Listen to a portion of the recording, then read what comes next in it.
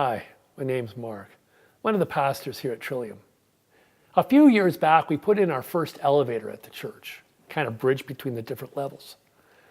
And I was surprised with that new elevator in there, how many of our senior members continued to labor up the steps, up the stairs. And they'd struggle with sometimes some considerable difficulty. And I'd go over to them and say, why don't you use that beautiful new elevator we have? And they'd look at me and they'd say, I got to keep going up the steps. I got to keep climbing the stairs. If I don't labor up, I'm going to lose it. And what they meant was they would lose the capacity to climb stairs, maybe just to move generally in life. And they knew that sometimes making that most difficult journey was actually the true blessing in life.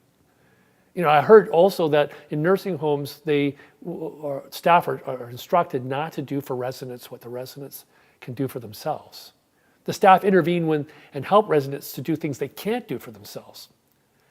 And the reasoning and their thinking behind it's the same. You know, it's use it or lose it. And I even heard a psychologist a few weeks back saying for parents that parents should do the least possible for their children. And he wasn't talking about neglect. Neglect is parents not doing something for their children that their children can't do for themselves. He was talking about not doing for children what they can do for themselves and how children need to grow. And often as parents, even though we think it's a loving, generous act, we actually get in the way of their development and growth, their skill acquiring, and how we can frustrate their ability to move forward in life. And it got me thinking about the love that we talk about in church. We talk about love, as you can imagine, all the time.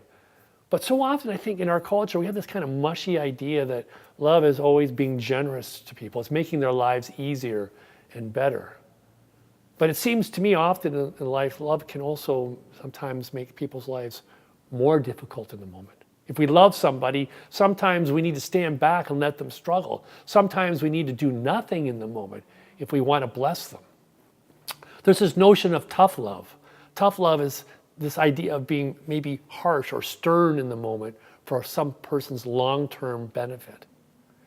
And it kind of runs against the cultural expectation of love today.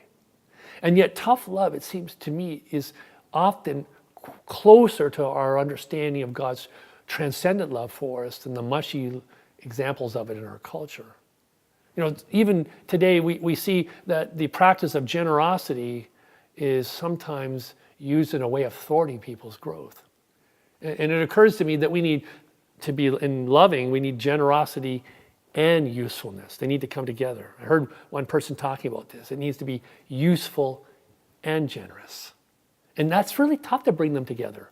I don't think it's the easiest thing at all in life to bring usefulness and generosity together. You know, so often when we think about maybe God loving us or talk about the love of God, we think about God intervening in our lives in the moment to make our lives easier. But if God is playing the long game with us, God's playing the real long game with us, then it seems to me that sometimes in life, the useful becomes more important than the generous. They interplay with each other. God's love is tough for us. God doesn't always rescue us from the moment because God wants us to acquire the necessary skill sets in life for us to grow to the fulfillment of the potential that's been born into us.